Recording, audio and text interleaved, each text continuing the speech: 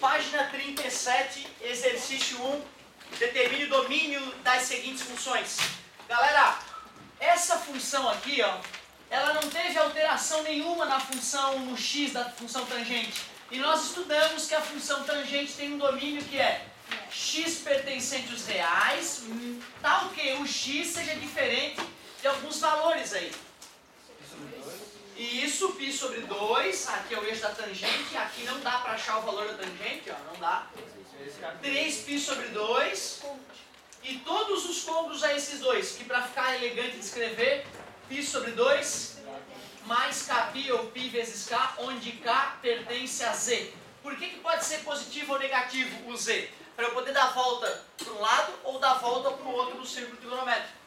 Às vezes o aluno fica mais confortável quando a gente representa esses números em graus.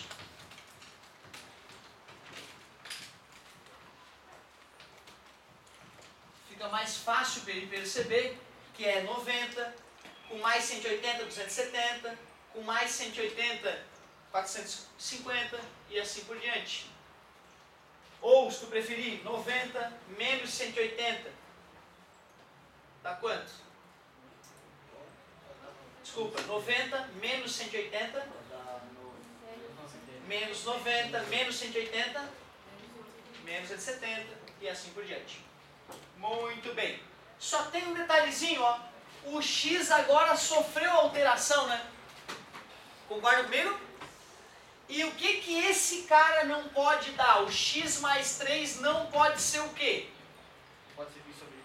Não pode ser π sobre 2. E os cômputos, né? Mais k vezes π. Concorda comigo? Como é que eu isolo o x nessa diferença?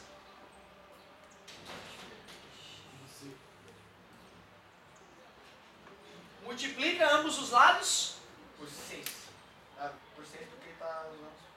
Eu quero isolar quem? X. O x. Multiplico ambos os lados por 3. Alguns diriam, está dividindo, passa... mas não acredito. Pode ser, se tu pensar que tu estava mexendo no denominador, tu poderia dizer que tu dividiu ambos os denominadores por 3. Mas é mais fácil pensar que eu multipliquei por 3 aqui e multipliquei por 3 aqui, ó. O x vai ter que ser diferente de quem então? Vamos ver. 3π sobre 2 mais 3 kπ. Resumindo, vai ser sempre assim. Tu pega o argumento da tangente, escreve que é diferente de π sobre 2 mais kπ, e isola o x. Vai ser sempre assim. Quando não tinha nada o que isolar, entendeu? Já estava pronta a resposta. Bom. Agora, nesses casos que tem um sujeito ali alterando o valor do x, tu vai ter que tomar esse cuidado. Vamos escrever bonitinho o domínio. Domínio igual x pertencente aos reais, tal que respeite essa relação. X seja diferente de 3π sobre 2 mais 3 kπ. Quem é o k mesmo? Dá um número que Sim, sim. explicou meia volta. Sim, é isso aí, parabéns. Isso, obrigado. O k é um número inteiro que representa o número de voltas. Perfeito. Vai, me imita. Olha o que eu fiz e age igualzinho. 2x diferente. Obrigado, amigo. Sempre vai ser π sobre 2 mais k vezes π. Π sobre 2. Isola o x como? Divide ambos os lados por 2. X fica... Quando eu divido um cara que está dividido por 2, fica 2 vezes 2, 4. Eu não tinha essa confiança, entendeu? Eu ia no cantinho e fazia divisão de fração. Ó, passou dividindo, né? Eu pensava assim no começo. Divisão de fração é a primeira, vezes o inverso é a segunda. Mas aí de tanto fazer isso, eu comecei a perceber que ao dividir uma fração por um número, basta multiplicar o denominador por esse número. Mas demorei muito a acreditar nisso. Dividir por 2. Escreve o domínio, vamos ver. Domínio igual. X pertencente aos reais. Tá o quê? Copia a continha que tu fez. Mais k vezes π sobre 2. Pertencente a z. Sim, sim, poderia colocar 45, né? Se a gente fosse escrever num formato, de repente, mais fácil de entender, né? Isso aqui é 90, né? K vezes 90. Engraçado, por que tá mudando aquele cara ali que... Por que essa parte mudou? Por que eu só não precisei mudar esse cara aqui? O que tem a ver? Por que é K vezes π, não K vezes 2π para tangente? Ah, porque o período dela, isso tem a ver com o período dela, né? Vocês concordam que esse sujeito altera o período? Né? Como altera o período de repetição, tem que alterar aquele cara ali que tem a ver com o período, né? Só pra gente entender por que altera. Então, professor, quando ele No argumento, essa parte aqui. quando ele for vezes o x, aí no domínio vai ser dividido por... Isso, porque passou dividindo, né? É isso aí. E quando estava dividindo, né? Acabou multiplicando, né? Apareceu vezes ali, né? Exatamente, tanto um quanto o outro. É bem isso mesmo. Bem isso. Ô pessoal, depois, questão 2, falava o seguinte, ó. Determine tangente em que, primeiro quadrante, sabendo que seno... Ele esqueceu de colocar x, fica feio assim, né? Seno é igual a 1/3, seno de quê, criatura? Então o amigo esqueceu do x ali, ou alfa, para ficar mais elegante. Seno de alfa é 1/3, e cosseno desse mesmo alfa é 2 raiz de 2 sobre 3. Então quem é a tangente? Parabéns, é isso aí mesmo. A gente revisou na aula passada que tangente é seno sobre cosseno. Se ele te deu o seno e te deu o cosseno, por incrível que pareça, é só dividir. O seno é 1/3 e o cosseno 2 raiz de 2 sobre 3. Isso são frações. Como é que se divide frações mesmo? Isso, copia a primeira, multiplica pelo inverso da segunda. Copia a primeira, multiplica pelo inverso da segunda. E aí cuidado, hein, cara. Olha a matemática básica, hein. Cuidado com isso. Cortou 3 com 3, deu 1, 2 raiz de 2. O matemático gosta desse tipo de coisa? De jeito nenhum. Racionaliza. Multiplicando por raiz de 2 em cima e embaixo, fica raiz de 2.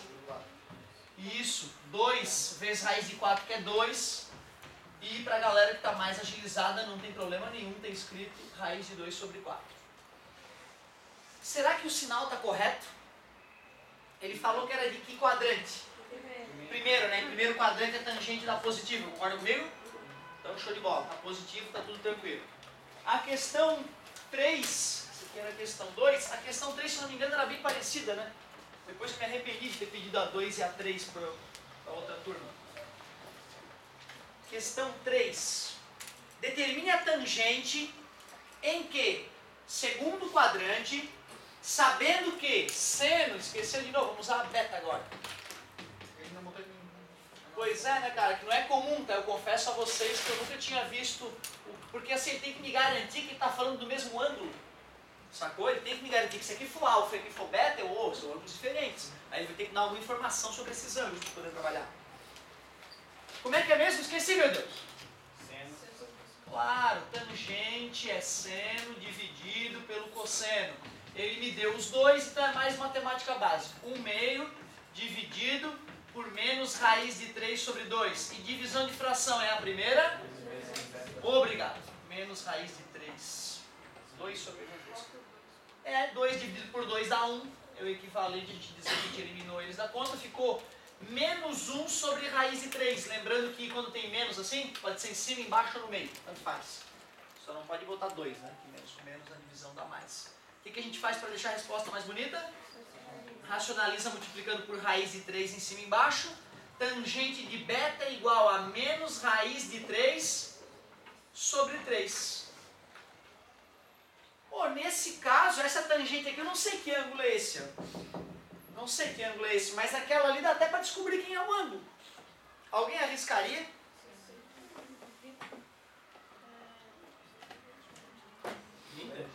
É o 30. Não é o 30, é o 50. Tem dois valores que falaram que são interessantes até agora. mais ou menos. Né? Tem dois valores que falaram que são interessantes. E eu me irradiando ainda, fiquei de cara. Fiquei de cara. Então vamos ver. Adorei, gente. Parabéns. Primeiro, parabéns para aqueles que pelo menos viram que tem alguma coisa a ver com 30. Porque na nossa tabela, a tangente de 30 é a raiz 3 sobre 3. Então já está ótimo. Aí teve gente que teve mais cuidado com o negativo.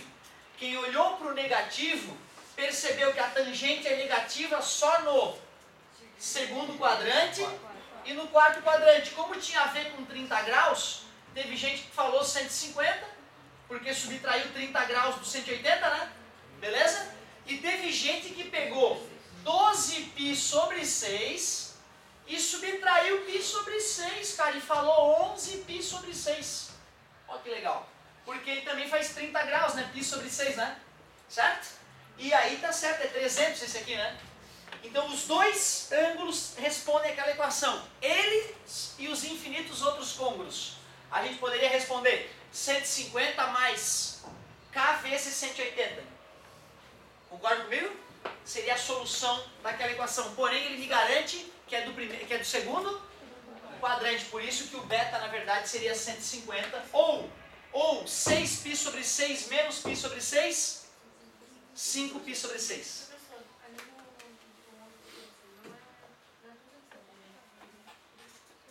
É 330. 330, é verdade, obrigado. 360 menos 30, 330. Muito bem. Ó, teve um amigo que pediu a questão 9